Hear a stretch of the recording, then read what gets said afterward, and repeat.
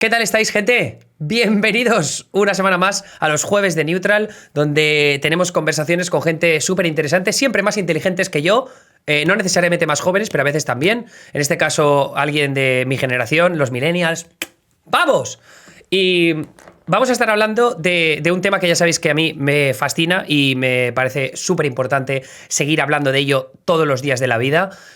Siempre he intentado priorizarlo lo máximo que he podido. Es verdad que a veces es más difícil porque yo no soy ningún experto, yo soy periodista, intento estudiarlo muy a fondo, pero la crisis climática está con nosotros desde hace muchos años. Ahora es cuando de verdad los países están intentando hacer algo al respecto, pero la semana que viene tenemos el inicio de la cumbre climática en Glasgow y muchos países van a asistir para debatir cuáles son los siguientes pasos, ¿no? Si se están cumpliendo los objetivos para reducir la emisión de gases invernadero, si no está siendo así, si damos puto asco como perdón, no quería decir palabrotas, como planeta o como humanidad y nos vamos a morir anyway. Entonces, por esa razón, vamos a tener una serie de entrevistas con gente muy experta y muy crack en todos estos asuntos y hoy vamos a empezar con Javier Peña, que es fundador de una plataforma de comunicación sobre la crisis climática, de la lucha contra el cambio climático, que lo petan que flipas en Facebook desde hace mucho tiempo, tienen más de 1 millón de seguidores, sus vídeos se hacen virales con mucha facilidad, precisamente por esta idea de ¡vamos a hacer algo, coño! Entonces, me parece súper importante ese aspecto de la divulgación científica que abandera Javier Peña. Y vamos a hacerle un montón de preguntas, vamos a aprender un montón en esta jornada de jueves, así que ya, sin más dilación, Javier Peña, ya estás en el Twitch de Neutral. ¿Es tu primera vez en Twitch? Sí, mi primera vez. Lo hemos conseguido, chavales. Uno más. Vamos apuntando en la lista, ¿sabes? De la gente que conseguimos meter en Twitch poco a poco. Entonces, Javier, yo lo primero que te quiero preguntar es, tú estás en Hope haciendo vídeos de divulgación científica sobre la lucha contra el cambio climático. Hope, por cierto, se traduce como esperanza para aquellos que no estéis al tanto. Pero lo primero que te quiero preguntar es, ¿qué estudiaste y cómo empiezas con esta idea de meterte en el mundo de la comunicación y más en concreto con la lucha contra el cambio climático? Pues bueno, yo empecé estudiando biología, hice 4 años y llegó un punto en el que ya me estaba interesando mucho más el tema de la comunicación. Yo siempre he sido bastante activista y siempre pues era el que hacía los carteles, el que llevaba un poco la comunicación y estas cosas en las organizaciones en las que participaba, y me tiraba tanto que al final decidí empezar a estudiar diseño y comunicación y empezar a trabajar por ahí. Y bueno, después de muchos años trabajando en este ámbito de la comunicación digital, que luego ya empecé a entrarle al tema del vídeo, porque en las redes sociales ya es el formato rey y al final pues hay que entrar ahí, y fui aprendiendo a hacer vídeos y experimentando en las redes. Y bueno, pues en octubre de 2018, bueno, en ese tiempo fue el famoso informe bomba del panel intergubernamental de expertos sobre cambio climático, el IPCC. Que eso es de Naciones Unidas, ¿no? El informe aquel. Sí, pero que está formado por todos los cuerpos científicos de todos los países del mundo, y lo que dicen es como lo más cercano a la verdad que vas a encontrar en términos científicos en temas de cambio climático. Es la autoridad científica en cambio climático. Y suelen ser bastante moderados porque tienen que consensuar todo lo que publican entre todos los científicos de todos los países, y bueno, siempre van un poco por las zonas medias de los informes. No suelen incluir ni los más catastrofistas ni los menos. O sea, cogen un poco por donde va el consenso científico en sus informes, hacen unos macroestudios impresionantes. No le quiero dar y lanzan no le quiero dar mucha prioridad a los mensajes de los negacionistas del cambio climático, que así los llamo yo, pero sí que me gustaría hacer una puntualización, porque esto es muy habitual, ¿no? De este tipo de informes, este tipo de consenso de la comunidad científica del que se habla siempre. Lo verás que en redes sociales de la extrema derecha como Facebook, hola Facebook, lo que hacen es, esto está financiado por George Soros, ¿no? O compañía, que por cierto me ha llegado hoy el cheque de George Soros. Lo que estás diciendo me parece muy interesante, esta idea de que no escogen ni lo más catastrofista ni lo más moderado, sino que cogen un término medio. Entonces, ¿cómo explicas a alguien que no conocía este informe ¿cómo le explicas que esto es un consenso por parte de científicos de todos los colores? Porque siempre lo pensamos a nivel político, pero es importante también ver la postura de los científicos que puede haber de todos los palos. Pues es que es un consenso entre los científicos de todos los países, incluidos los de países, los de petroestados. Es decir, que tienen que llegar a un consenso razonado y fundamentado en los estudios científicos que se han publicado durante ese tiempo. Y bueno, el otro día salió un informe nuevo. Hasta hace poco se decía que el 97% de los estudios científicos del mundo estaban de acuerdo pues eso, en que las emisiones de CO2 están calentando el planeta y que puede ser muy... Se decía un 3% de científicos que lo negaban, y ahora ya es el 99,9% de científicos que... O sea, es decir, el debate ha terminado, ¿vale? Ya sobre si el cambio climático es real, sobre si lo estamos provocando nosotros o no, lo estamos provocando nosotros, sobre si es algo grave, lo es, y luego queda la última pata, que es la de si podemos hacer algo o no podemos hacer algo. Y la respuesta es obviamente que sí que lo podemos hacer, porque es algo químico, son las emisiones de CO2, se concentran en la atmósfera y provocan un efecto invernadero atrapando el calor del sol. Es que es una cosa que no tiene mayor vuelta de... No tiene mayor opinabilidad, es decir, es un hecho científico probado, igual que el de la evaporación del agua o cualquier otro, ¿no? Es pura química, ¿no? Y entonces, bueno, este grupo que, como te digo, es la autoridad científica global en materia de cambio climático, lo que dicen es lo más cercano a la verdad que conocemos. Publicaron este famoso informe en el que decían: nos quedan 12 años para llegar al punto de no retorno, ¿vale? Que fue el desencadenante de toda la ola de movimientos de jóvenes por el clima, de Extinction Rebellion, de Fridays for Future, de Greta Thunberg. Fue como el desencadenante de toda una ola que nos ha traído hasta este punto, en el que se ha avanzado bastante. Y bueno, pues a mí en ese momento me pilló que además me acababa de convertir en padre, y que te impacta más aún, porque sabes que ese ser pequeñito que tienes a tu cuidado, esas fechas distantes que se ponen en los informes sobre lo que va a pasar en cada momento, ves quién va a tener que lidiar exactamente con las consecuencias, ¿no? Y bueno, pues yo, que en ese momento tampoco tenía mucho tiempo para implicarme en alguna organización, porque tampoco podía asistir a reuniones ni hacer muchas cosas, pues decidí abrir una página en Facebook y empezar a hacer vídeos transmitiendo la alerta roja que estaban poniendo los científicos sobre la mesa, a vídeos que era el formato en el que yo ya me manejaba, intentando que se hicieran virales en las redes. Pero bueno, ya te digo, abrirse una cuenta en Facebook, en tus ratos libres, ir haciendo vídeos, pues no tenía yo grandes expectativas tampoco. Era más una necesidad personal de hacer algo. Yo tengo que hacer algo, pues esto es lo que yo creo que puedo hacer. Y al muy poco tiempo, pero te digo, el primer vídeo de repente tuvo 20.000 reproducciones, porque los compartían en grupos especializados y tal. Y al poco tiempo ya llegó el primer viral y aquello empezó, pum, pum, pum, pum, pum, pum. Y en poco tiempo, pues me parece que empecé en octubre, pues en mayo ya tenía 200.000 seguidores y había tenido, wow, yo qué sé, como 30 millones de reproducciones o 40. Y al final pues decidí dejar mi curro y dedicarme a tiempo completo a eso, porque ya me sentía perdiendo el tiempo haciendo cualquier otra cosa. Digo, es que esto es lo que yo quiero hacer ahora, y lo ¿no? que lo peta, claro, Y sí. me tiré un poco ahí a la piscina y hasta aquí, vamos. Y la verdad que ahora es una pasada lo que está pasando. Javier, voy a poner uno de tus vídeos, uno de los más recientes, que es el qué países han contribuido a crear la crisis climática, que yo creo que nos va a ayudar un poco a plantear lo siguiente, y así la gente se hace un poco una idea, los que no te conocen, de qué es el tipo de contenido que creas en Facebook y por qué lo has petado tanto, ¿vale? Así que ahora tú no lo vas a escuchar Genial. porque me estás viendo a mí, pero dura 4 minutos, no sé si lo voy a poner entero, pero bueno, para que la gente lo vea, ¿vale? Vale. A ver. Fenomenal. Me tengo que hacer. Vale.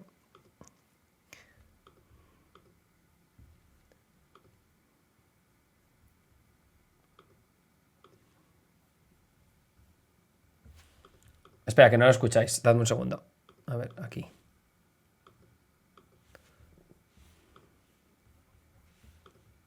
A ver, un momento, porque no se escucha. Dadme un segundo. Ah, vale, ya sé por qué es.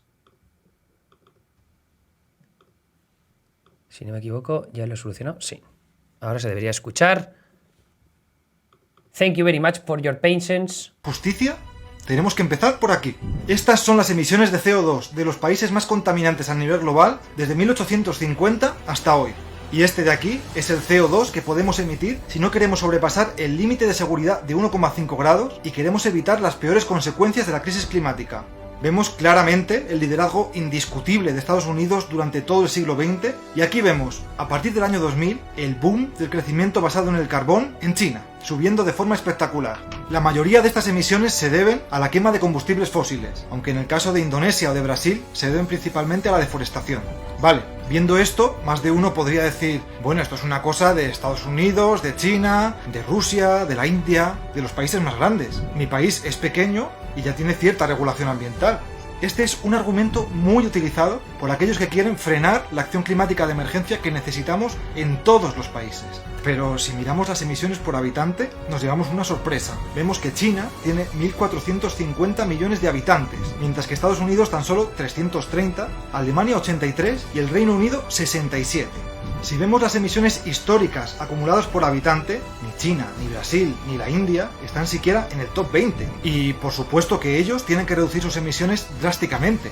Pero no nos hagamos trampas. La Unión Europea, el Reino Unido y Estados Unidos, que representan el 10,5% de la población mundial, son responsables del 47% de las emisiones históricas. Comparando, China y la India representan el 37% de la población mundial y solo son responsables del 15% de las emisiones históricas. África y América del Sur, que representan el 22% de toda la población mundial, son responsables de solo el 6% de las emisiones históricas.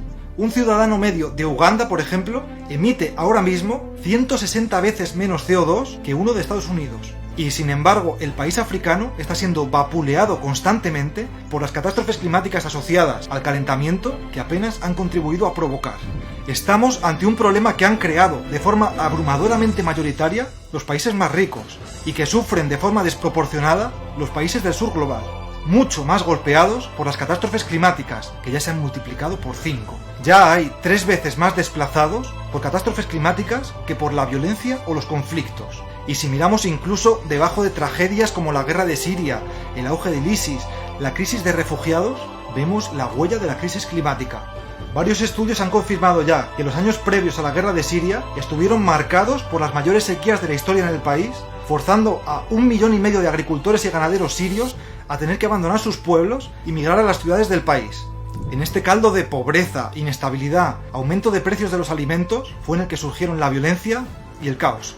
Las caravanas de personas migrantes que huyen por miles de Centroamérica y van a Estados Unidos están directamente relacionadas con el caos climático que está cebándose especialmente con los países centroamericanos, ahogados entre huracanes cada vez más destructivos y sequías extremas alternadas con inundaciones inéditas, que están provocando la inviabilidad de la agricultura en muchas regiones, forzando a sus habitantes a migrar en condiciones penosas. La ONU cifró en 2019 en 2,2 millones las personas que habían sufrido pérdidas de cosechas en Centroamérica y en 1.400.000 personas las que habían traspasado ya la línea del hambre. Para describir la magnitud de esta injusticia, sencillamente faltan palabras en el diccionario. Pese a que esto es un hecho innegable, del que se lleva hablando desde hace años en las cumbres climáticas, los países más ricos aún siguen bloqueando los fondos para apoyar, compensar y reparar a los países más golpeados por la crisis climática. Esta cumbre, la de Glasgow, tiene que ser la cumbre de la justicia climática. No hay derecho a seguir obviando esta deuda histórica. Comparte si estás de acuerdo y firma la petición. Bueno, acabamos de terminar. A ver un momento. Aquí. Javier, el vídeo muy guay. Yo tengo una pregunta sobre la parte inicial en la que hablas de deuda histórica, ¿no? Y de las emisiones históricas. Pero, ¿qué pasa con, por ejemplo, si cogemos los últimos 10 años? Ya sé que esto es muy injusto, ¿no? Para los países más desfavorecidos. Pero, ¿cómo se compara a nivel de emisiones por habitante ahora si miramos a la India, si miramos a China especialmente, comparado con Europa, después de nosotros haber tomado más decisiones drásticas? Bueno, no sé si tú lo definirías como drásticas a nivel de lucha contra el cambio climático. Pues fíjate, esto es muy interesante porque se sigue utilizando mucho. Los que contaminan son los chinos. A mí ya déjame en paz que en Europa o en Estados Unidos ya no contaminamos tanto, no usamos tanto carbón y tal. Vete a protestar a China, es una cosa que me ponen mucho en los comentarios y que se utiliza mucho, es parte del argumentario ahora del negacionismo, que ya no es negacionismo, es gente que quiere retrasar las medidas urgentes y todo esto. Pues fíjate, las emisiones per cápita de China son de 7 toneladas de CO2 por habitante. Las de Estados Unidos, de 16. Eso ahora. ¿Vale? Ahora mismo. Estos son datos de 2019. Wow. ¿Vale? Claro, las de la India, que es no sé si es el tercer país, sí, es el tercer país.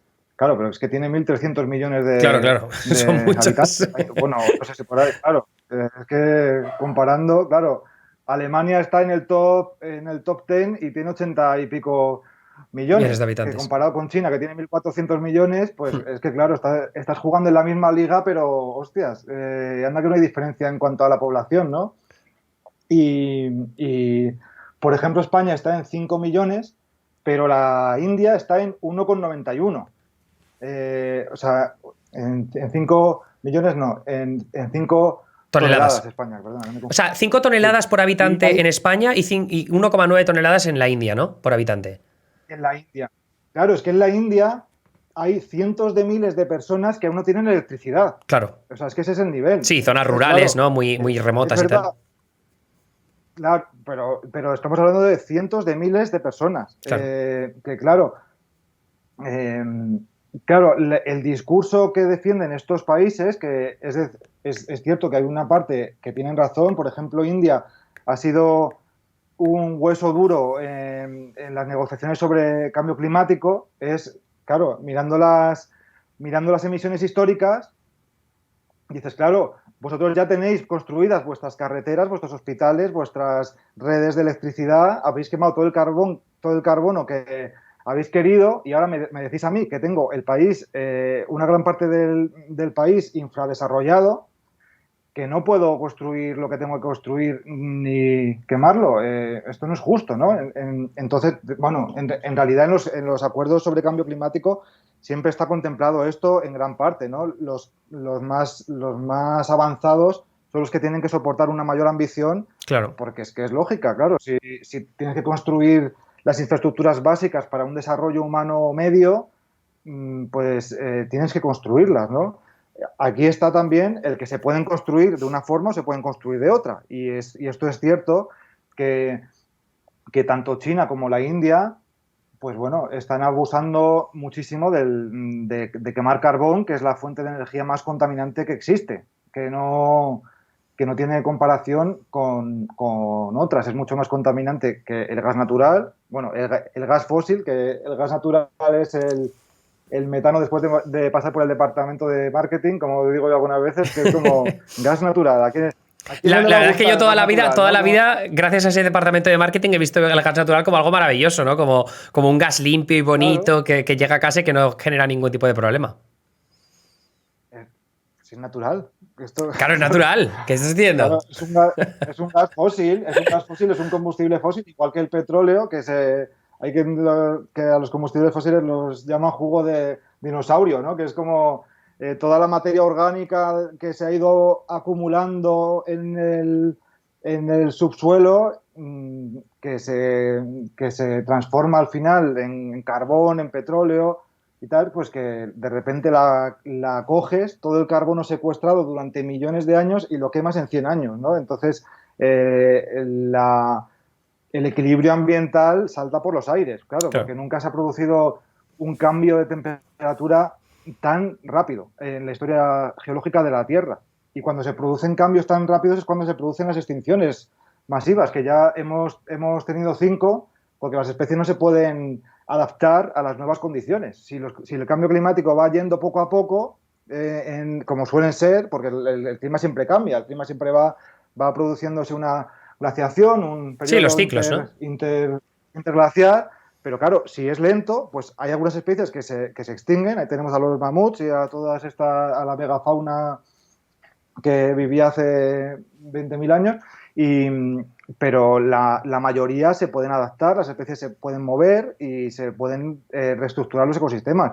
Claro, en decenas de miles de años, si lo haces en 100, pues la mayoría palma, porque no pueden adaptarse a las nuevas condiciones. Y ahí se produce el efecto dominó. Ahora, estamos hablando del gas natural, que ha sido tema central de controversia en Europa ahora, porque dependemos mucho del gas natural, pese a que se han empezado ya sus primeros pasos a la transición ecológica, y tenemos una crisis energética en Europa que ha disparado el precio de la electricidad.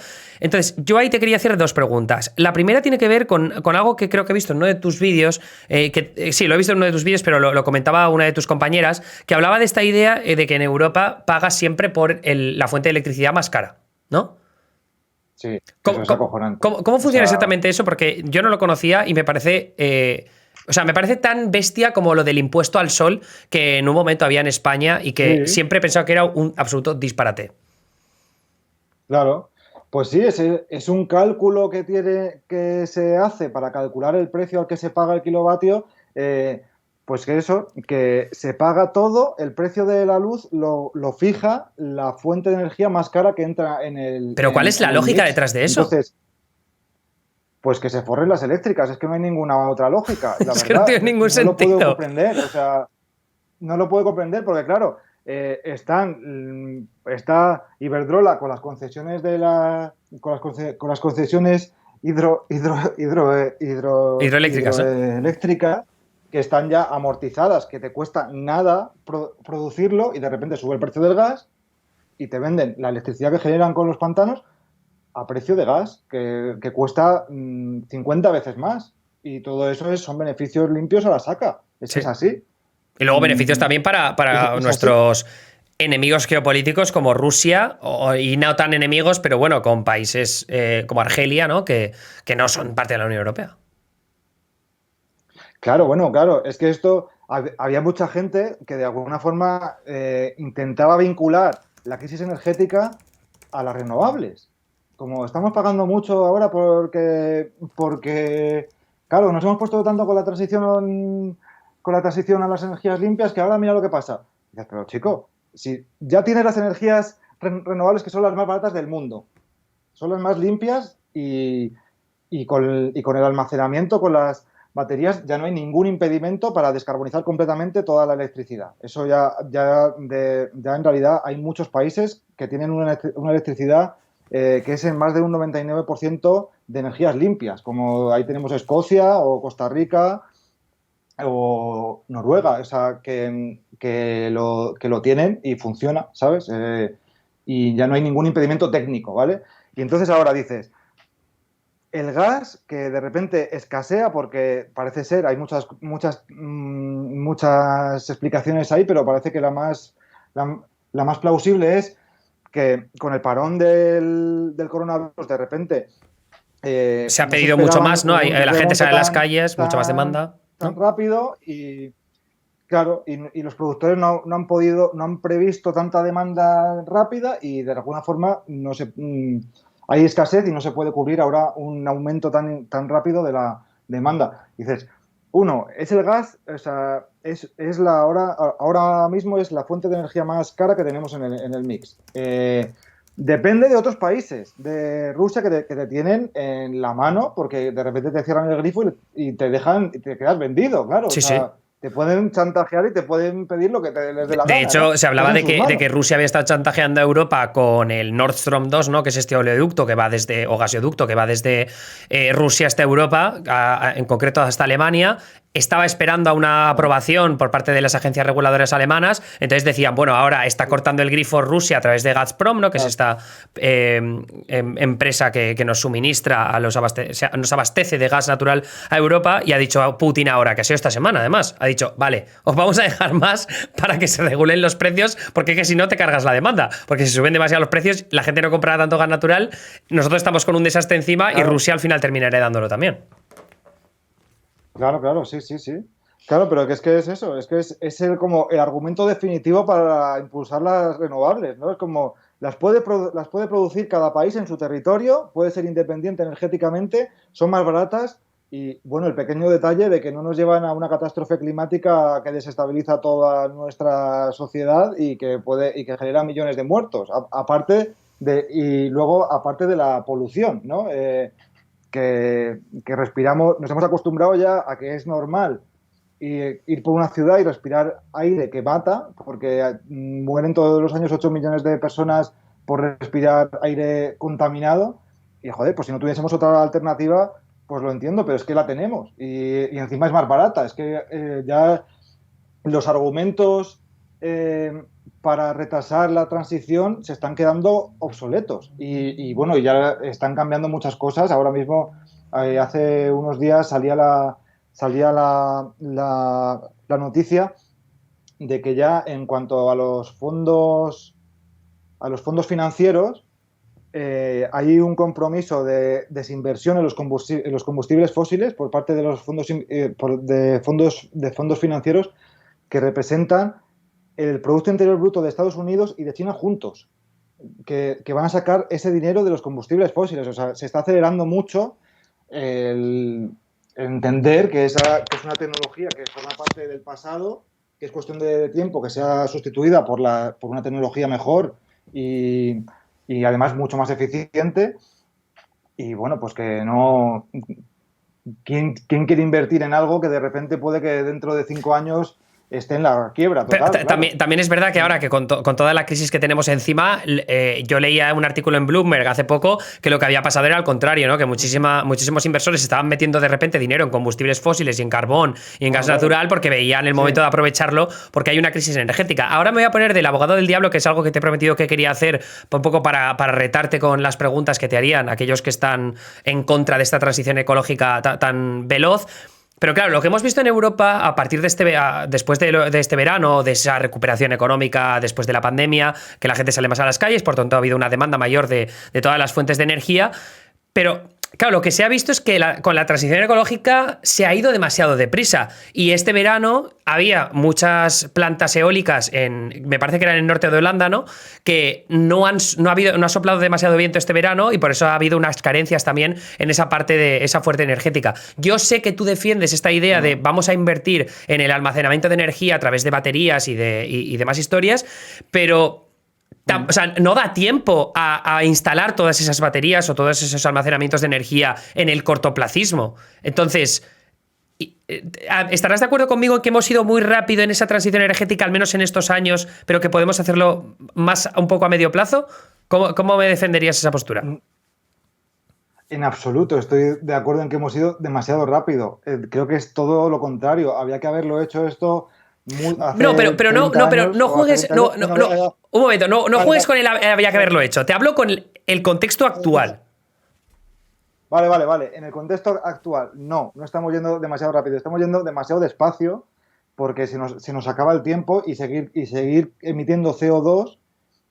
Bueno, vale, que sé que no más por el tema del cambio climático. Eso, el tema del cambio climático lo dejamos a un lado. Sí. A un tema ya técnico, creo que, claro, efectivamente, las renovables son variables. Claro, pues si hace sol tienes más energía, o si hace viento, pero claro, la solar y la eólica son complementarias.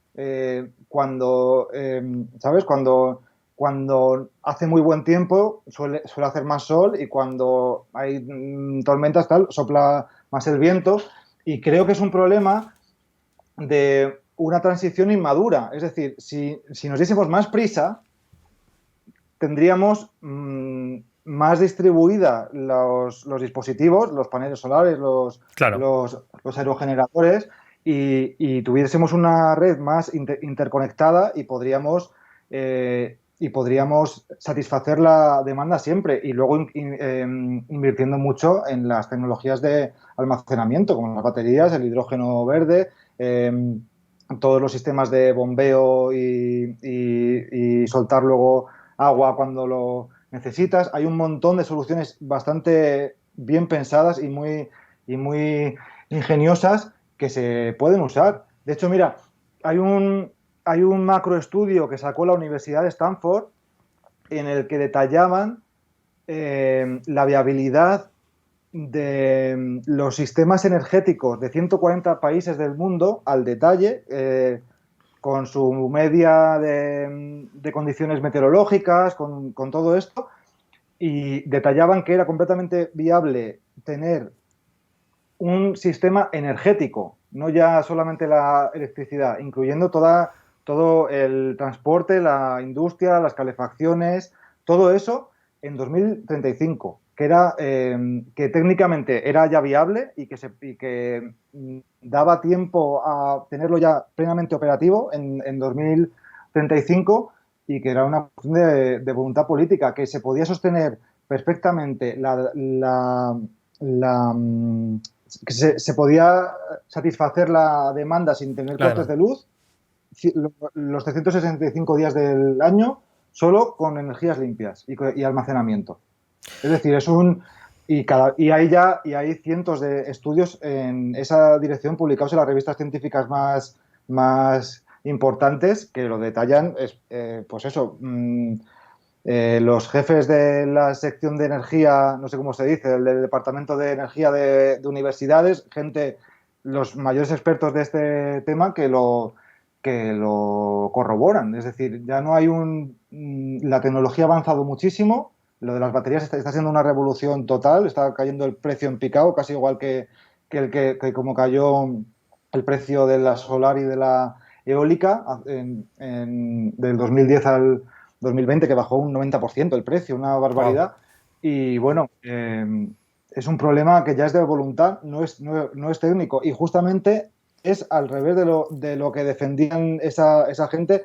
Claro, si en la transición, hasta que tienes completamente montado el sistema totalmente distribuido, interconectado y con el almacenamiento que necesitas, pues claro, sí que se pueden producir disfuncionalidades, pero es un problema de que no lo has montado del todo aún, ¿no? Pero también hay que ser, yo soy muy realista a nivel político con estas cosas, ¿no? Yo siempre defenderé cualquier partido que luche contra el cambio climático, pero cuando hablo de realismo me refiero a que es súper evidente que solo hay, o al menos a priori, el mayor impulso por la lucha contra el cambio climático es por parte de los partidos más a la izquierda, ¿no? O de centro izquierda. En la derecha ves algunos ejemplos en ciertos países europeos, pero no es algo generalizado. Sí. Entonces, aquí entra a colación un debate que yo siempre tengo en conversaciones con amigos, que es, bueno, vale, vamos a luchar para la transición ecológica, y de repente te encuentras con una crisis energética como la que tenemos en estos momentos, ¿no?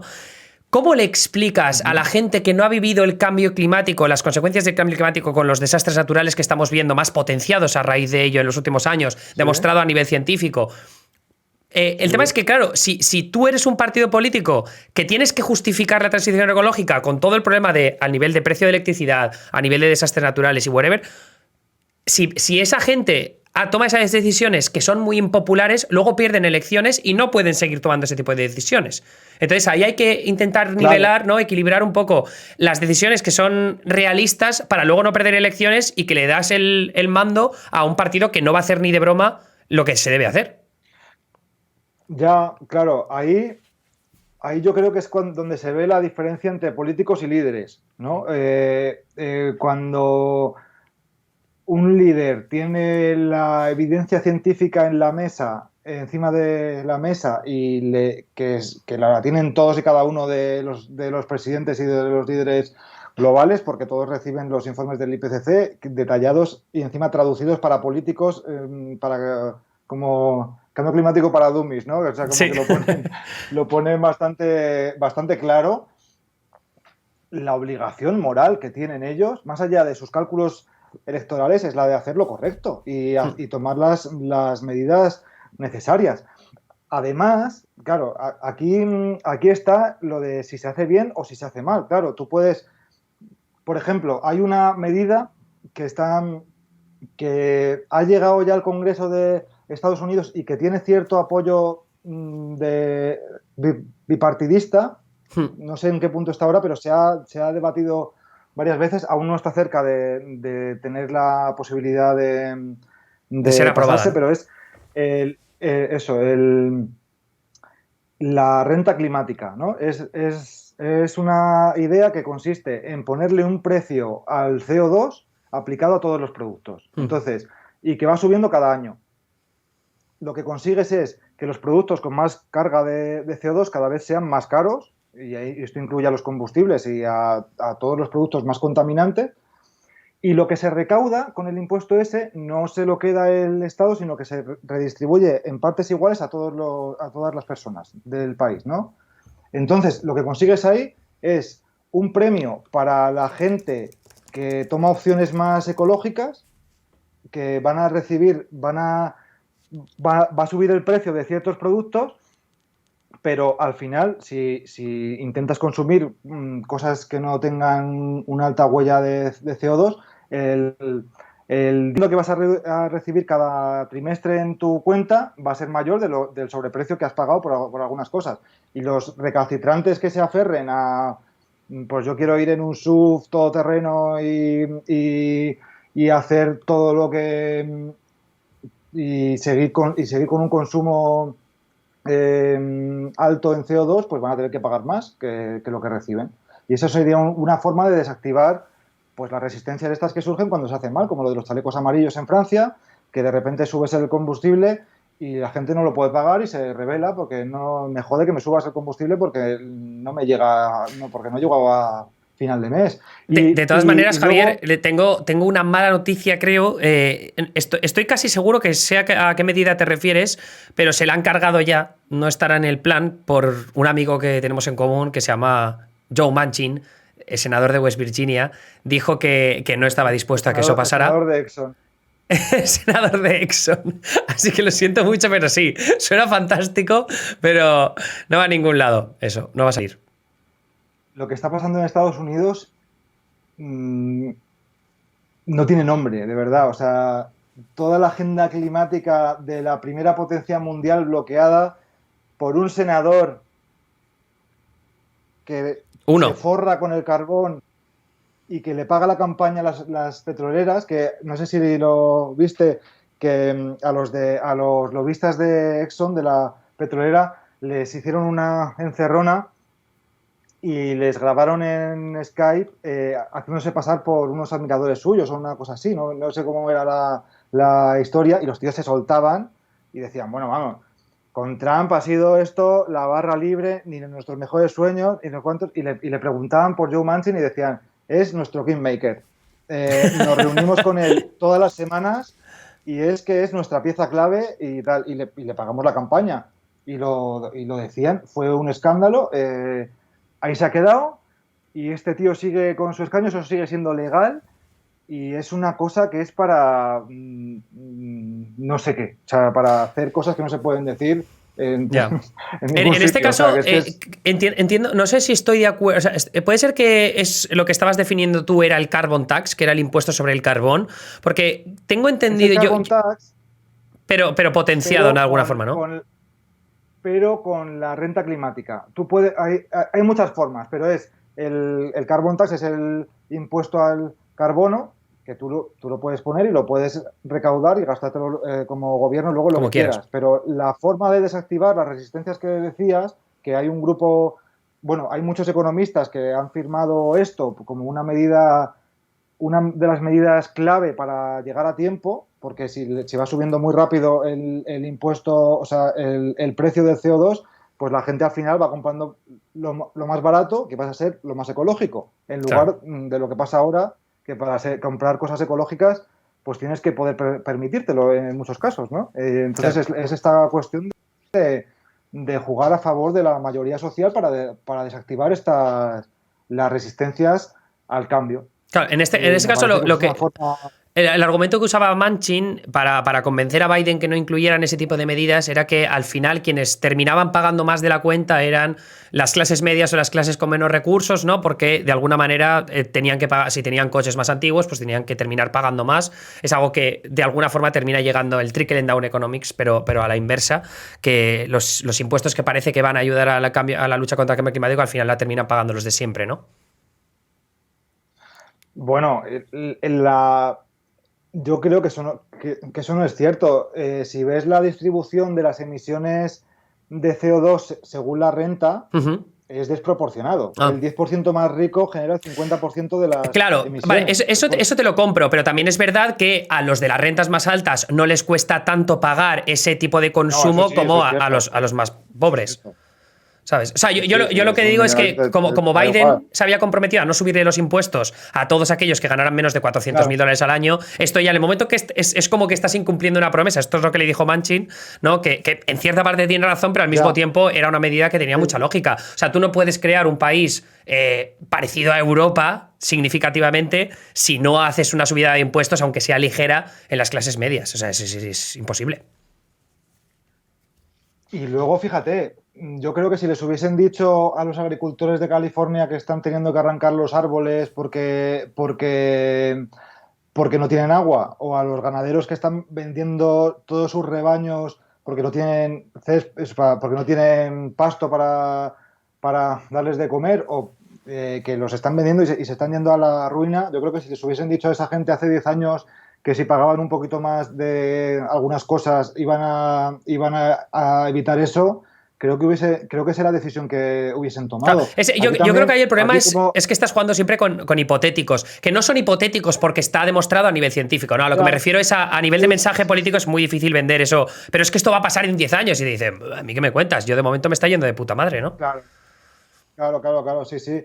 Aquí yo por eso también creo que la pieza clave que fija lo que es políticamente factible, lo que decías antes, lo que se puede permitir un gobierno sin suicidarse políticamente, es el nivel de información que tiene la opinión pública. Es decir, como lo estamos viendo en Inglaterra, tienen un presidente que ha coqueteado con el negacionismo climático, Cierto, que es de derechas, y que ahora es líder climático global en cuanto a ambición. Build back better. Es verdad. O sea, sí, es tremendo. Sí, su objetivo de reducción de emisiones de CO2 para 2030 es del 68%. El de España es del 23%. Yo, mira, ¿sabes? Siempre lo he dicho con este tema, porque la gente decía, Boris Johnson es como Trump, y digo, no. Boris Johnson es mucho más listo políticamente que Trump.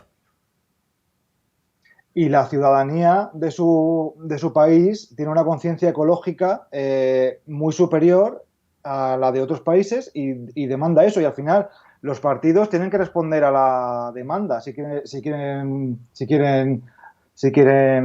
volver a ganar alguna elección. Y eso es una cosa que desde que yo empecé con Hope lo he visto en directo. Es decir, lo que era políticamente no viable hace 3 años, hoy es el punto de partida de la negociación en muchas cosas. O sea, se ha avanzado mucho porque se ha hablado mucho más sobre cambio climático. Estamos viendo ya mucho más, cada vez más frecuentes las catástrofes climáticas y la gente pues empieza a aceptar y a reclamar que se avance más rápido. Y los partidos y las empresas reaccionan a eso porque tienen que satisfacer la demanda de la opinión pública. Entonces, en ese sentido, es en el que me parece a mí tan importante la labor de la divulgación para que la gente entienda en el punto en el que estamos y no se trague los discursos cuñados que al final van en contra de sus intereses. Es decir,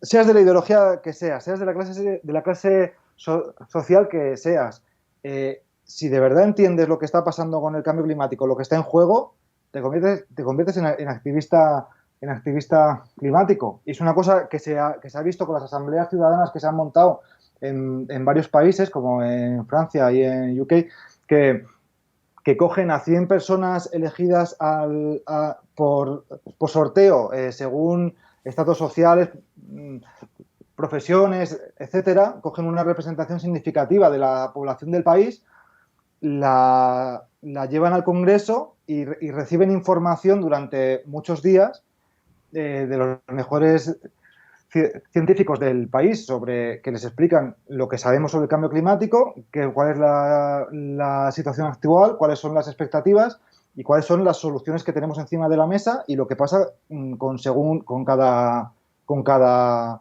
itinerario.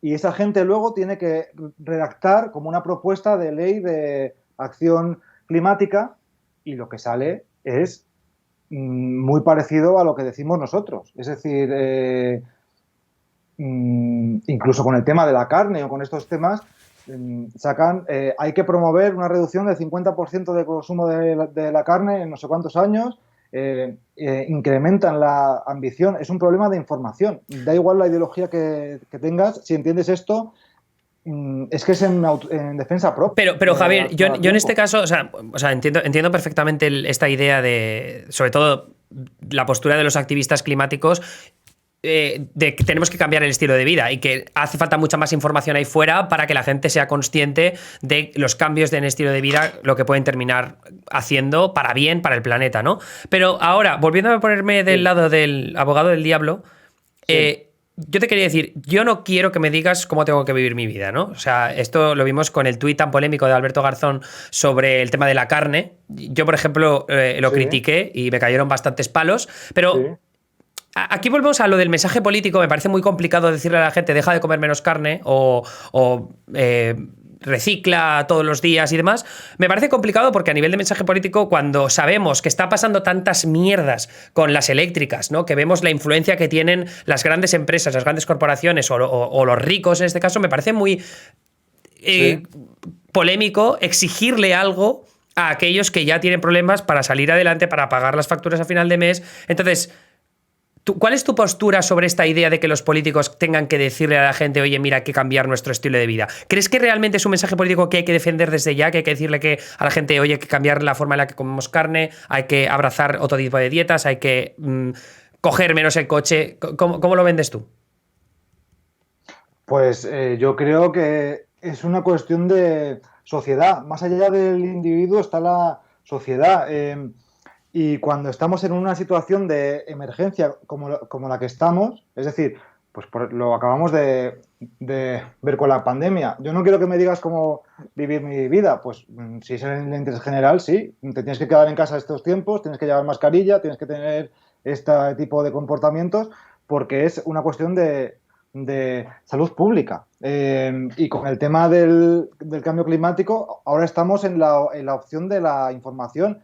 Cuando las catástrofes vayan a más, tendrá que ser ya por medidas más efectivas. O sea, es decir, es informar a la población del problema en el que estamos. Es cierto que la mayor parte de la solución pasa por cambios estructurales y legislativos y de modelo social.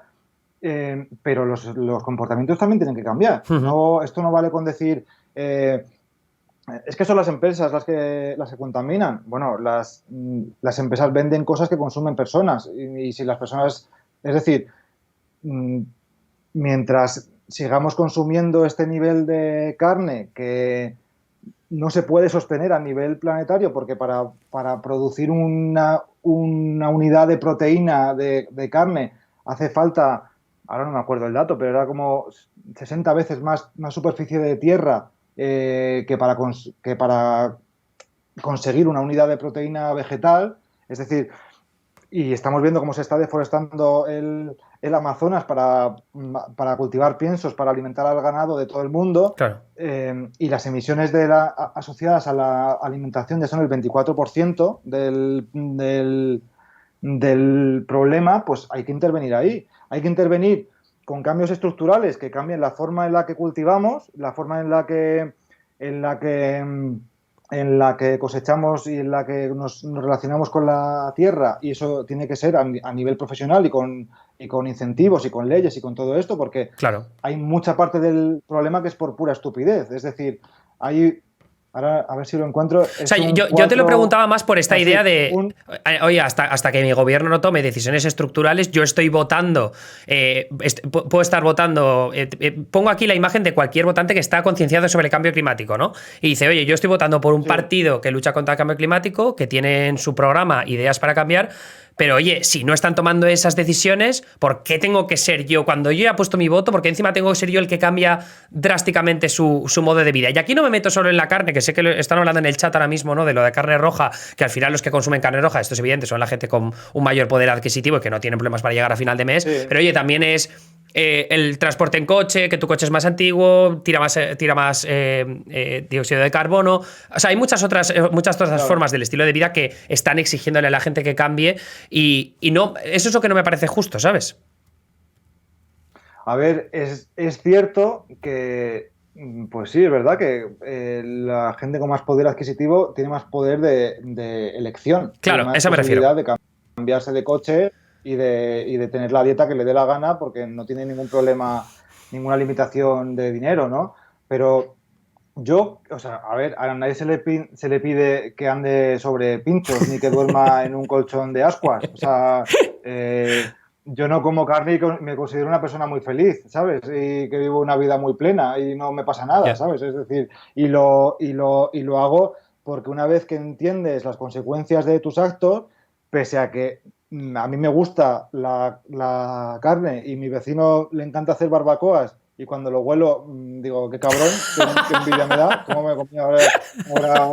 Claro, o sea, no es una cuestión de que a mí no me gusta el chuletón, como decía, a mí me gusta al punto y a mí también, no te jodes, pero decido no comerlo por una cuestión de responsabilidad y porque me parece, yo cuando entiendo una situación, quiero hacer todo lo posible, todo lo que esté en mi mano para no contribuir a empeorarla. Y esto, lo del debate entre la acción individual, la acción legislativa y la acción empresarial, que según la ideología política o tal, hay quien se declara defensor de que la acción individual es la que lo cambia todo. Correcto. O son los gobiernos los que lo tienen que hacer todo, o son las empresas las que lo tienen que cambiar. Pues la noticia es que estamos tan en el tiempo de descuento que hacen falta las vías a todo trapo, ¿sabes? Todos tenemos que formar parte de esto y para que eso pase, pues tenemos que entender el punto en el que estamos y cuáles son las consecuencias de cada acto y cómo lo podemos hacer mejor. Y hay cada cual, en la medida de sus posibilidades, hacerlo lo mejor posible. Y lo que te decía antes, viendo o sea, es que estamos en un escenario muy, muy, muy jodido.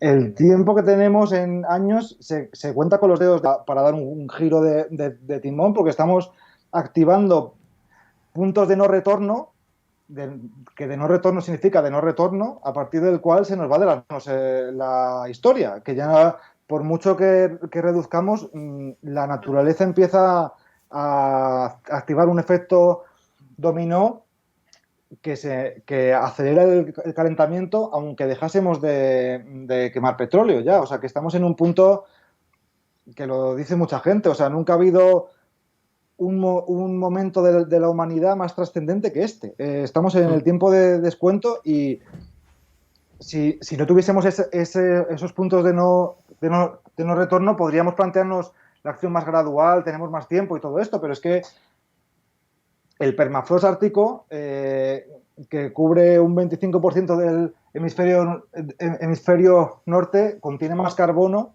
contiene 4 veces más carbono que el que hay ahora mismo en toda la atmósfera y se está derritiendo porque cada vez a una velocidad pasmosa, ¿no? Y más ahí, y ese carbono está contribuyendo al calentamiento global. Y entonces, si seguimos dejando eso, es que va a haber un punto en el que ya no vamos a poder resolver esto. Y entonces, claro, y con todo... estamos hablando de un punto jodido. Con todo eso, ahora llegamos a la cumbre climática de Glasgow. Ya tengo dos preguntas más y ya terminamos. Pasamos a lo que querías enseñarnos, que me parece muy interesante. Pero la penúltima pregunta tiene que ver con, llegando a la cumbre climática de Glasgow, o sea, Sí. tenemos un poco de pesimismo porque no va Xi Jinping, no va el Papa Francisco, que quieras que no sigue siendo una figura muy influyente y sobre todo en este tipo de temas, ¿no? Vamos con un poco de pesimismo No, porque Putin. parece que no va a tener... ¿Quién va? ¿Perdón? Que no va Putin tampoco. Ah, que no va Putin. Exacto. Bueno, Putin sí, no le interesa. Pero llegamos en esa situación de pesimismo. Entonces, me interesaría saber con qué tipo de optimismo ves tú la cumbre climática de Glasgow. ¿Qué es lo que esperas que se saca de ella? Pues bueno, yo la verdad que espero que se... hay una cuestión que es muy importante, que está encima de la mesa, que es una especie de tratado para dejar atrás el carbón, que tendría unas consecuencias Brutales, ¿no? impresionantes, ¿no? Hmm. Sí, sí.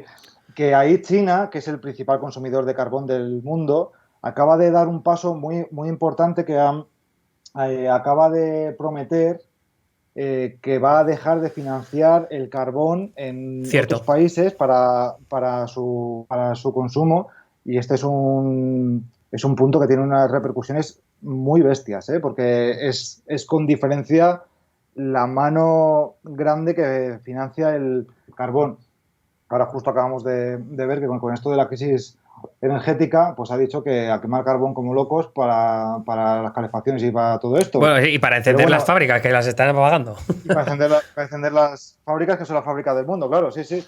Y ahí, como siempre, China es una de cal, una de arena, porque son los más potentes en renovables y los más potentes en carbón, los más potentes en reforestación y los más productores y los mayores productores de productos de usar y tirar. Es como un país muy controvertido. Pero bueno,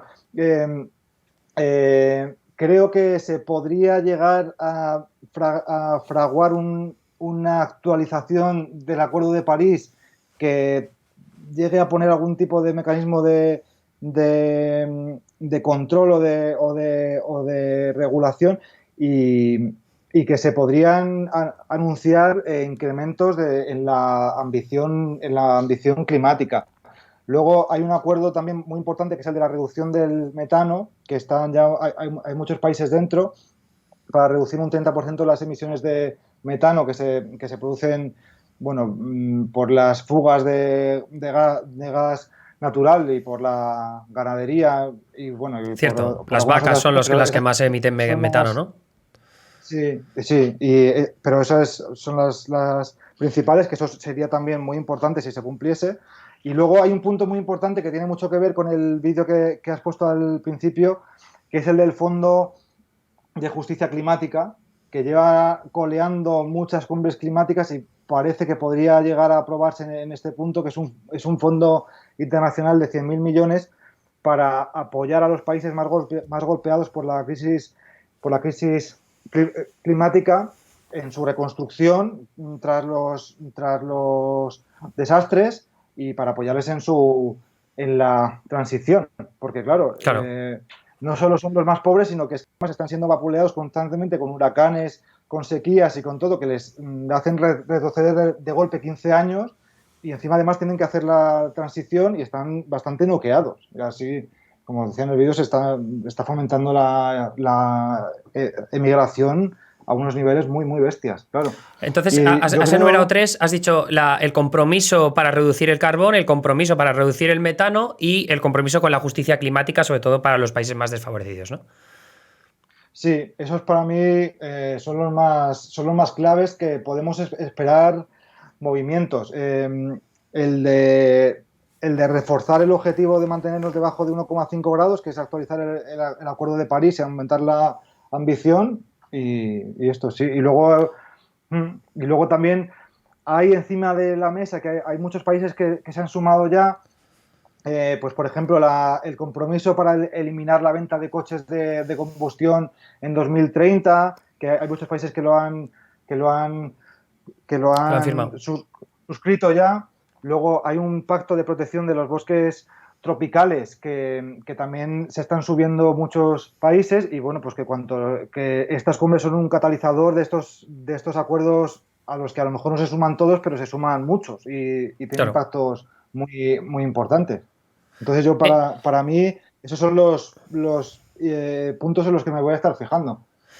La última pregunta que te quiero hacer es sobre un tema que no has mencionado. Ya te decía yo antes que tenía una pregunta preparada para ti, te lo he dicho fuera de micro, que decía, me la A dejo ver, para el final y aún así me has decepcionado porque no la has mencionado en todo el stream y es, ¿qué a pasa ver. con la energía nuclear? Pues la energía nuclear, pues que está fuera de juego porque ha sido superada por una tecnología superior que son las renovables, que son más baratas, más rápidas de implementar, más seguras y que no tienen el pequeño problema de que generan residuos radioactivos que duran milenios y todo esto. La energía nuclear está en declive porque es muy cara, ya no es viable sin subvenciones millonarias de los países y además estamos en un contexto de emergencia y para montar una central nuclear, desde que empiezas hasta que esté en funcionamiento, tardas 15 años.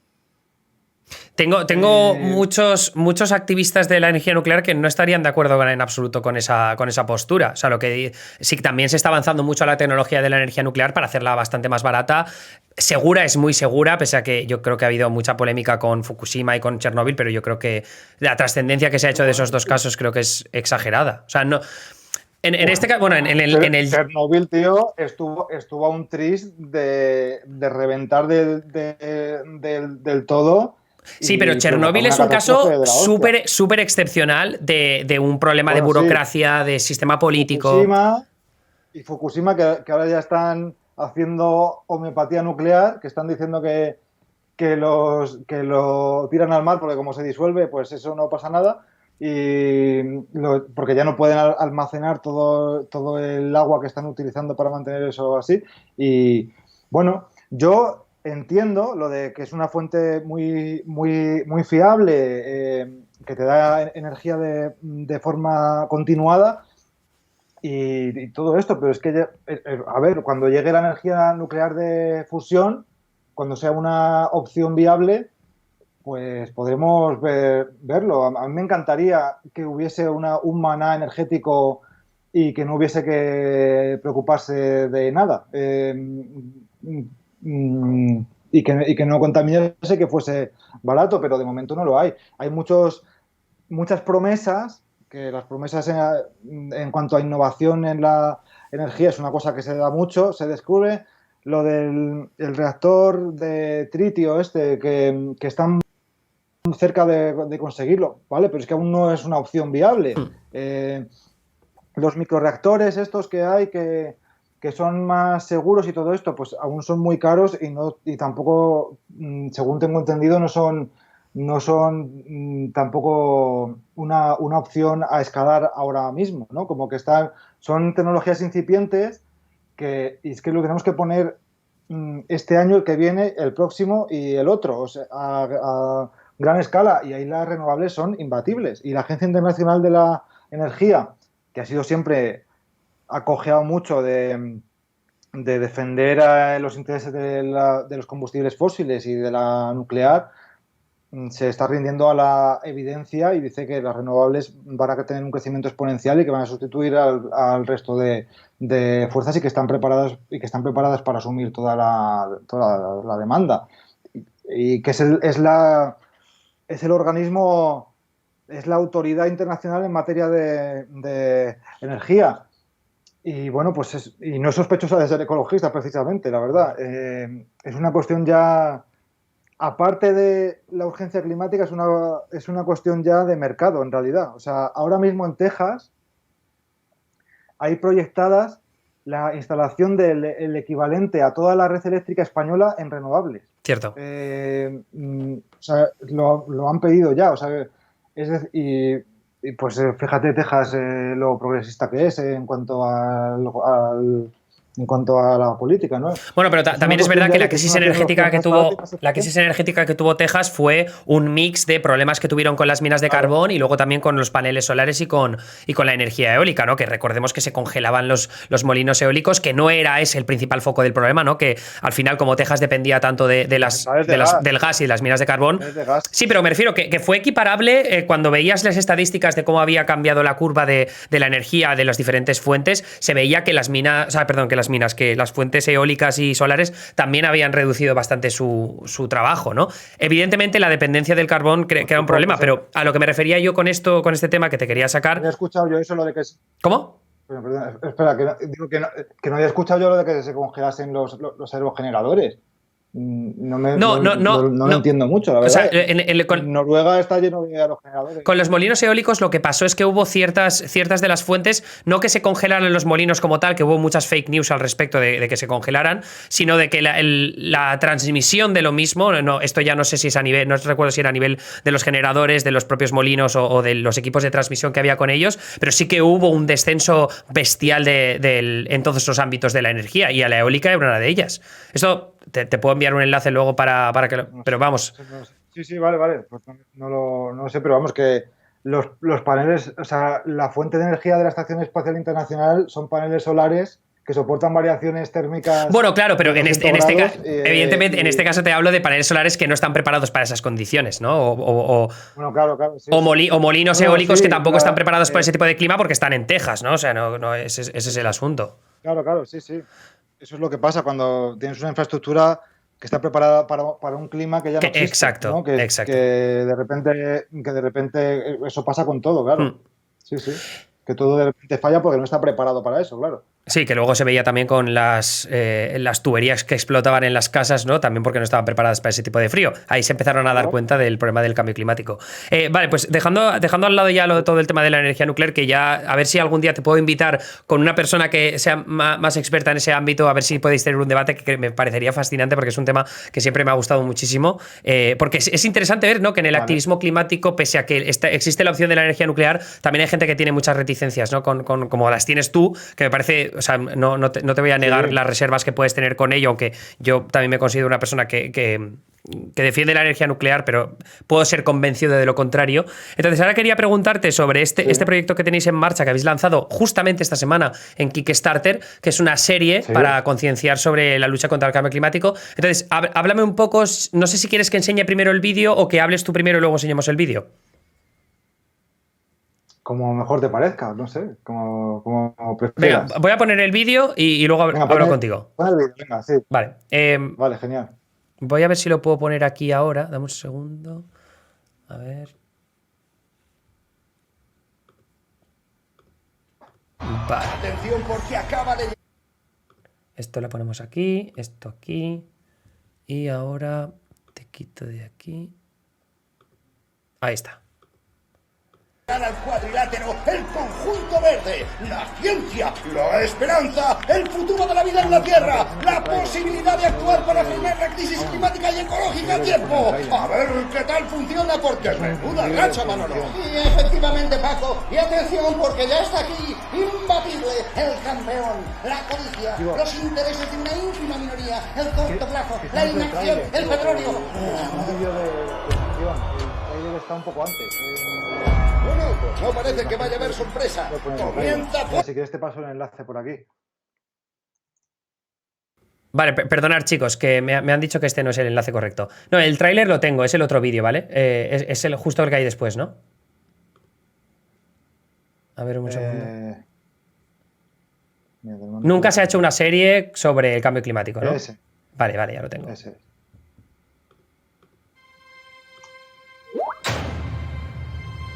Por increíble que parezca, nunca se ha hecho una serie sobre cómo resolver la crisis climática. Hasta ahora. Una serie que explique exactamente qué tendríamos que hacer para desactivar esta amenaza a tiempo. Cómo podríamos comer, movernos, generar nuestra energía o climatizar nuestras casas sin desestabilizar el clima del que dependemos. Detrás de esta puerta está Sagan, un simulador que nos va a permitir entender el problema del CO2 en nuestra atmósfera y ensayar soluciones como nunca antes habíamos podido hacerlo. Yo nací en 1986. Ese año, la concentración de CO2 atmosférico superó por primera vez en la historia del Homo sapiens el límite de seguridad climática marcado por la ciencia, 350 partes por millón. Centrales térmicas, coches, industria, ganadería, aviones, calefacciones... Estamos llenando la atmósfera de gases de efecto invernadero. ¿El resultado? La temperatura ha aumentado a una velocidad inédita en la historia geológica de la Tierra y el equilibrio ambiental ha saltado por los aires. Estamos muy cerca del punto de no retorno. Somos la última generación que puede frenar la crisis climática. No lo hemos elegido, pero vamos a pasar a la historia. ¿Quiénes queremos ser? ¿La generación que decidió no actuar cuando aún había tiempo? ¿O la generación que protagonizó la mayor evolución social de la historia de la humanidad? La comunidad científica es clara. Ganar esta carrera es posible. Detener nuestras emisiones y salvar todo lo que nos importa. Con medidas reales, viables y que ya tenemos a día de hoy. Medidas como la agricultura regenerativa, la transición a las renovables, el cultivo de algas a gran escala o la rehabilitación de nuestras viviendas. ¿Qué pasaría si reforestamos un 20% de Europa? ¿Y de la Tierra? Sagan nos permite resolver el puzzle del que depende todo. Te proponemos un viaje de 10 episodios a través de esas soluciones. Un viaje inspirador, riguroso y apasionante. Pero sobre todo, un viaje de esperanza. Un viaje para mostrarle al mundo que la Tierra necesita un cambio. Que ese cambio es posible, es deseable y ya está en marcha. Cada vez somos más los que queremos ser tratados como adultos, comprender el problema y ser parte de la solución. Mi generación tiene una historia que contar, la de cómo la humanidad llegó a poner en peligro el futuro mismo de la vida en la Tierra. El objetivo de esta serie es que la generación de mis hijos pueda contar la historia opuesta, la de cómo nacieron en la mayor emergencia de la historia y cómo, mientras ellos crecían, la humanidad cooperó para evolucionar como nunca antes y llevar el planeta de vuelta a casa. A ese planeta en equilibrio que nunca debimos abandonar.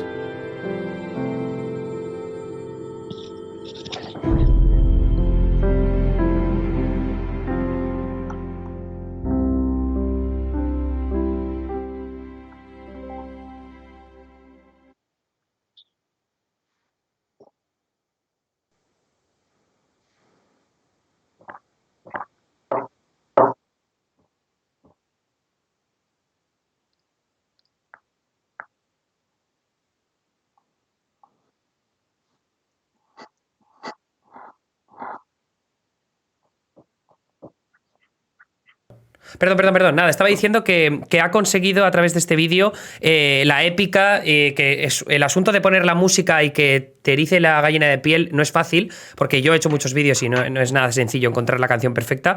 Pero bueno, en cualquier caso, tú sí que lo has conseguido, este vídeo es muy guay. Y entonces quiero que me hables un poco de este proyecto, de cómo nace y qué es lo que estáis intentando hacer. Pues mira, este es como un salto cualitativo en la labor de Hope, que es como estamos elevando la conciencia sobre la urgencia ambiental en la que estamos, y eso es muy importante, pero creo que es muy importante a la vez hablar sobre las soluciones, sobre cómo podemos resolver esto a tiempo, que según la ciencia, ¿no? ¿Qué tendría que pasar exactamente para que cumpliésemos los objetivos del Acuerdo de París y evitásemos una catástrofe climática? Porque creo que, pues eso, que cuando estás en un incendio, lo primero es que te des cuenta de que estás en un incendio, y lo segundo es que encuentres la escalera de salida y que te des cuenta y que sepas por dónde escapar, ¿no? Y entonces ahí nos vamos a basar en un proyecto científico que me parece alucinante, que es el informe Drawdown, que está formado por científicos de renombre internacional que han cartografiado las mejores soluciones del mundo para descarbonizar cada ámbito de la economía, todos, y han calculado exactamente cuántas gigatoneladas de CO2 evitarían, el coste económico y el impacto social. Y han hecho un listado de 100 medidas con las que se puede revertir el cambio climático en muy pocos años. O sea, en muy pocos años no, pero en pocos años. En una generación podemos no detener el cambio climático, sino revertirlo. Y hay de todo, desde el tipo de agricultura, apostar por técnicas de agricultura regenerativa que capturen el carbono en el suelo, desde la producción de cemento, utilizando un nuevo compuesto para que capture CO2 en los edificios, el transporte, la generación de electricidad, la producción de acero, modelos económicos que facilitan esto. Es decir, es todo un catálogo de soluciones que te pones a leerlas y alucinas de que no se estén haciendo ya por todas partes, y es un poco como hacer el puzzle de la solución en una docuserie que muestre lo que tendría que pasar y que nos muestre ese horizonte, porque creo que esto de la crisis climática, una cosa que provoca es angustia, y que a veces pues te puede resultar abrumador porque no sabes ni por dónde empezar ni qué puedes hacer tú, y eso te genera como que lo apartes y sigas con tu vida, ¿no? Porque bastantes problemas tienes. Y esto lo que pretende es como mostrar el horizonte al que podemos llegar, qué ámbitos de nuestra sociedad, de nuestra economía y de nuestras vidas se pueden mejorar con soluciones mejores, y mostrarlas viéndolas en acción y hablando con los protagonistas que las han llevado a cabo, y proponer una hoja de ruta acorde a lo que dice la ciencia para llegar a tiempo. Y esto incluye también la reforestación de ecosistemas o la lucha contra la desigualdad, que hay uno de los grandes problemas ahora mismo, que es la sobrepoblación, que somos ya casi 8.000 millones de personas, y eso es insostenible. Y esta gente ha cuantificado que una de las medidas climáticas más potentes que hay es el empoderamiento de la mujer, el acceso de las niñas a la educación, y el acceso de la mujer al mercado laboral y a la igualdad, porque se ha comprobado que cuando las mujeres pueden decidir y son independientes, en vez de tener 6 hijos, tienen 1 o 2, que es lo que pasa en los países más ricos. Y mejorando y reduciendo la desigualdad de género, al final es una forma que, aparte de que haya que hacerlo porque es justo y porque hay que hacerlo, es la mejor forma de luchar contra el crecimiento exponencial de la población. Y esto es un proyecto que yo empecé a rumiar hace un año o por ahí, luego al final encontré una productora que quiso apostar por el proyecto,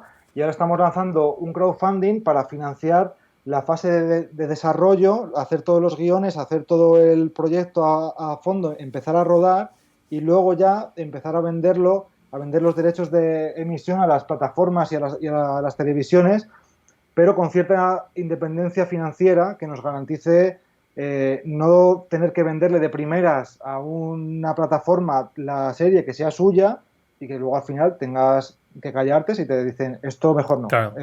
Vamos a poner mejor esto, ¿no? Que tengas esa capacidad de garantizar el rigor, porque tienes un respaldo económico que te permite empezar a producirla tú solo, y luego ya pues vendes los derechos de emisión por aquí y por allá, pero es un proyecto que tienes más control a nivel de contenido, ¿no? Y es un crowdfunding que se lanzó ayer en Kickstarter. Sí, que de hecho van a poner el enlace ahora, Celoran, puedes poner el enlace en el chat para, si queréis apoyar el proyecto, que sepáis que está ahí, que es una buenísima opción para pues un proyecto que nace de una iniciativa de estas características. Yo te aplaudo por ello, y me parece muy interesante lo de la independencia financiera, porque al final también eso significa de alguna forma una independencia editorial, que en estos momentos y sobre todo con temas de este calibre es súper importante. Claro. Pues sí. Pues es que sí, porque es que es verdad que hay tantos intereses, claro, que te puedes ver en situaciones en las que no quieres estar. Javi, te hemos quitado ya mucho tiempo y no te quiero quitar mucho más, pero si no te importa, hay un espectador que te lanza una pregunta, la tenemos en vídeo, voy a reproducirla, tú igual no la vas a poder escuchar, voy a intentar que lo puedas escuchar. A ver, dame un segundo. Vale, creo que así podríamos conseguirlo. A ver, vamos a ver si funciona. Vale. A ver si lo escuchas. Voy a ponerlo aquí. Vale, es Fedefer, ¿vale? Que es un compañero habitual de estos streams. Y te pregunta esta, a ver si lo escuchas. Hola Javier, hola Emilio, hola a todos. Hoy poníamos en el Discord un artículo sobre la India, el país, el tercer país con más emisiones de gases de efecto invernadero, el cual decía que no estaban de acuerdo en los objetivos que se han marcado de emisiones cero para mediados de siglo. Más que nada argumentando que no era una solución a la crisis climática. Y además hacían referencia a que los países ricos deben asumir una responsabilidad histórica sobre la crisis climática. De cara a esta convención, a esta cumbre climática que hay ahora, ¿crees que los países en desarrollo van a asumir un papel de dos velocidades para los ricos y para los pobres para poder asumir esos compromisos de cara al futuro, o todos deben de marcar una misma línea e ir a un objetivo común y a la misma velocidad? Gracias, un saludo. Bueno, ay, perdón, espera un momento que me he ido por aquí. Es un poco lo que hacíamos referencia antes, ¿no? Pero claro, tú habías hablado de lo de la justicia climática, que era muy interesante, pero claro, al mismo tiempo aquí yo creo que Fedefer está anclándose un poco más en esta idea de, bueno, vale, la justicia climática, pero aún así deberían hacer más cosas. A ver, es cierto que la India es el tercer país en emisiones, pero ya hemos visto antes que su huella de carbono por persona es 8 veces inferior a la de Estados Unidos. O sea, que es decir, claro, es que es un país con 1.000 y pico millones de personas. Entonces, es cierto. A ver, aquí hay varias cosas. Hay una cuestión en cuanto a la energía que se está imponiendo ya sin necesidad de actuación gubernamental por los precios. En la India también se están haciendo unas instalaciones de renovables bestiales y cada vez se están expandiendo más rápido porque es más barata y más eficiente. Es decir, es que es una cosa que se va a imponer ya, haga lo que haga los gobernantes. En cuanto a si tienen que tener diferente tratamiento, pues hombre, cuando tú tienes falta de infraestructuras básicas en un país, pues desde luego que tienes que tener la posibilidad de construirlas, y eso hay que hacerlo de la mejor forma posible, pero va a generar ciertas emisiones. Y cuando tienes una gran parte de la población sin electricidad o sin agua corriente o sin hospitales o sin carreteras, pues tienes que asfaltar y tienes que hacer algo, y eso es algo que los países ricos, pues hostia, es un poco feo, es un poco heavy el decirle, oye, no te pongas a hacer eso mientras yo lo tengo ya todo contado. Claro, ¿no? exactamente. De todas formas, hay muchos países ahora que están siendo ejemplos en cuanto a expansión bestial de las renovables, que son países muy pobres, como Nigeria, en zonas en las que no hay electricidad se está creando las redes directamente con microredes, que son con paneles solares en cada casa, que se compran y se venden la energía, y una fuente centralizada ni una reguladora estatal, y se están electrificando por primera vez muchas zonas amplias de las que viven muchos miles de personas con esas microredes que están funcionando muy bien. Nigeria, que además va a ser uno de los países más poblados en poco tiempo. Y porque es que además es la forma más barata y más eficiente de producir energía. Es que ya las otras se están quedando obsoletas, aun quitando lo de que provocan un calentamiento catastrófico del planeta. Entonces, no es la única cuestión, la de la energía, es el 75% de las emisiones, pero no es la única, hay muchas otras, y desde luego que todos los países tienen que remar en la medida de lo posible. Es cierto que la India ha sido siempre muy recalcitrante en cuanto a negarse a subirse al barco de los acuerdos internacionales. En el Acuerdo de París estuvo al filo hasta el último hasta el último minuto. Pero bueno, yo entiendo que acabarán entrando. Acaban de subirse al carro China y Rusia, que eran otros dos históricos que ya por fin han puesto un objetivo de emisiones netas cero para 2060, que eso es verdad que es decir poco, porque yo también puedo prometer lo que queráis para 2060. Pero bueno, es verdad que están cambiando cosas y que, por ejemplo, yo qué sé, pues que Putin tiene el país en llamas y una parte del país en llamas con los mayores incendios que se han registrado en la historia de la Tierra y otra parte que se hunden las ciudades porque se deshiela el permafrost y se caen los edificios en el norte del país, que ya es una cosa que le está explotando en la cara, ¿no? Que ya Total. es innegable, ¿no? Entonces, pues es que al final, por mucho que te aferres, es que la realidad es tozuda. Claro. Pues Javier, muchísimas gracias por estar aquí con nosotros. Hemos aprendido muchísimo en esta hora y media. Lo siento por haberte quitado más tiempo del que te había dicho, pero bueno, como digo, está todo el mundo en el chat encantado de la conversación. Y nada, pues eso, te despedimos ya y estaremos pendientes del Kickstarter, cruzando los dedos para que llegues a ese objetivo y sigáis adelante con la serie en Hope. Entiendo que tenéis, ¿cuánto tenéis de objetivo? ¿Cuánto tiempo vais a tardar de campaña? El mínimo que hemos puesto es 125.000 euros. Pero me refiero, ¿cuándo termina la campaña? ¿O no tiene fecha límite? Es en 50 días, es el 15 de diciembre, me parece, cuando termina por ahí. El 15 de diciembre. Genial. Perfecto. Pues nada, Javier, te mandamos. A ver si conseguimos llegar. Exacto. Ahora te compartimos el enlace otra vez para ver si la gente se anima. Y nada, eso, te mando un fuerte abrazo de parte de los Maricopers y de parte mía. Un abrazo. Venga, muchas gracias, Emilio. Un abrazo. Hasta luego. Bueno, pues ya estaría. Dadle una oportunidad al Kickstarter. Yo voy a meter mi parte. A ver cuánto podemos meter por aquí. Vamos a ver.